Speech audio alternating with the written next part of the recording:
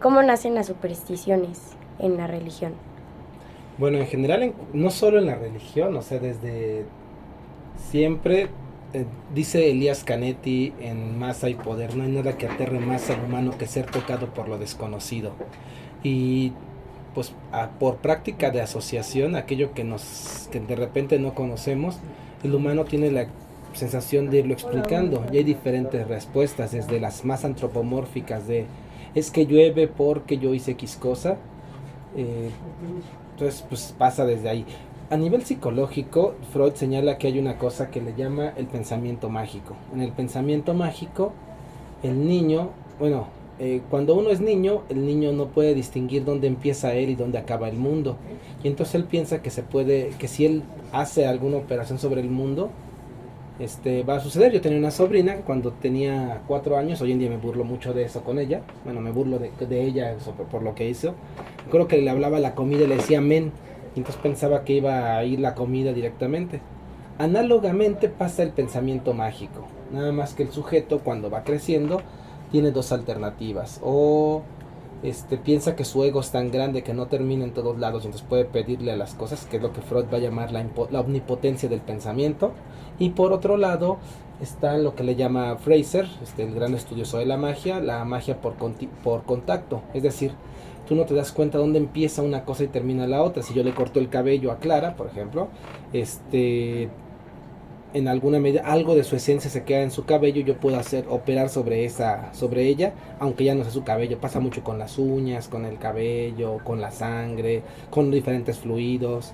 Yo puedo operar sobre otra persona para lo que le llamaba este estudioso Fraser, pero también Marcel Mauss, la magia de contagio. Desde ahí nace, ¿no? O sea, como el individuo no puede distinguir. Ahora bien, a nivel histórico, pues esto es una de esas prácticas que ha acompañado a la humanidad ante el hecho de que no puede explicar el conjunto de fenómenos que le están a su alrededor. Y entonces, ¿qué tiene que hacer? Pues empezar a dar explicaciones, y algunas de ellas no son muy lejanas del pensamiento mágico que decía Freud.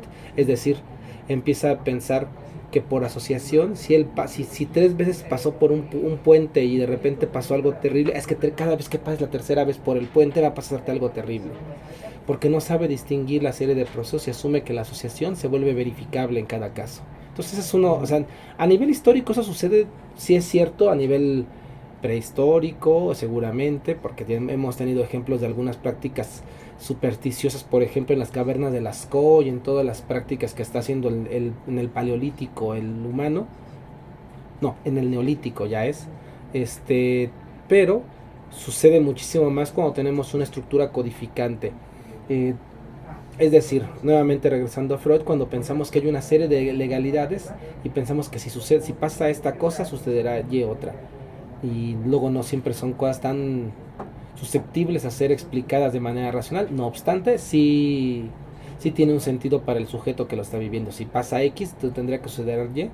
Y se vuelve tan común y tan reiterado esto a nivel cultural que se vuelve una forma de una creencia compartida. Y eso es lo que podemos llamar superstición. Ahora bien, superstición es una palabra muy compleja, porque además da la impresión de que el resto de creencias sobre algo metafísico no lo son, pero bueno, es otro tema, otra discusión, pero bueno, hasta ahí más o menos. Nace después de asociaciones, pero insisto, tiene que ver con esta explicación del pensamiento mágico que vive el sujeto. Ok, bueno, centrándonos un poco en la superstición de los gatos negros, ¿de dónde cree que nace esta superstición?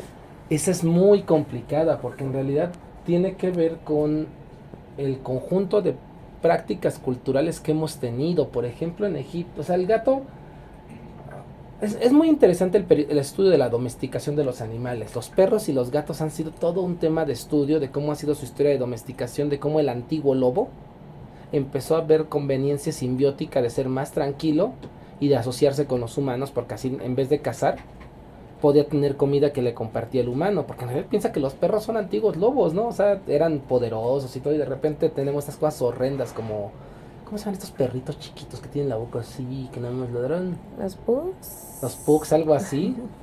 O sea, piensen de ser una especie poderosa y de repente tenemos unas cochinadas como los pugs, ¿no? Entonces, perdón, es que a mí me han querido morder mucho.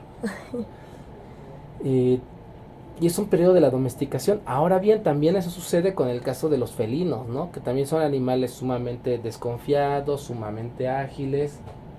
Y eso no contribuye nada, porque a diferencia del perro que empezó a ser como más o menos cercano, el gato siempre es como un poquito distante, altanero, por su agilidad y por su capacidad de esquivar, siempre le permitió no ser tan fácil de ser domesticado.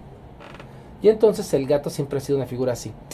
Pero además los gatos, a diferencia de otras especies, son altísimamente nocturnas, ¿no? O sea, de hecho su capacidad de vista se vuelve sumamente hábil en ello. Y eso no va contribuyendo. Ahora bien, la historia de los gatos, la asociación de la domesticación del gato también es todo un tema, pero hay periodos muy específicos. Uno muy famoso es la época de los egipcios. Durante los egipcios también tenía una diosa como la diosa Bastet, que sí era una diosa asociada a la gateidad y que tenía forma de gato, ¿no? Era una figura importante y conforme se fueron asociando las creencias de la mitología, o sea, particularmente el judaísmo, a partir de su vinculación con el periodo de esclavismo en Egipto, va a encontrar a muchas de las figuras que el egipcio promedio adoraba como si fueran figuras negativas.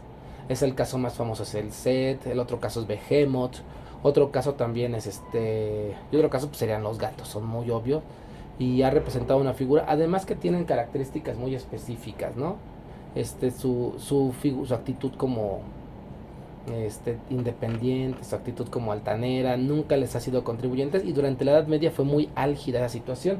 Es tan álgido el periodo de la persecución de los gatos que incluso por parte de la peste negra tuvo que ver por la época en la que mataron a los gatos, porque uno de los asuntos por los cuales se propagaba la peste negra era por las ratas, entonces sin gatos pues no había quien controlara ese tipo de cosas, pero fueron las creencias de la gente pensando de son seres oscuros, son seres terribles, que contribuyeron fuertemente a que se propagara una enfermedad tan terrible como la peste. Pero sí es una cosa que tiene desde la antigüedad y los símbolos que esto tiene, y que en el matiz cristiano se vuelve muy fuerte. Incluso hay una herejía del siglo XII que son los cátaros, que una de su etimología será cat, en realidad no es como en inglés, tendría que ser más con provenzal, pero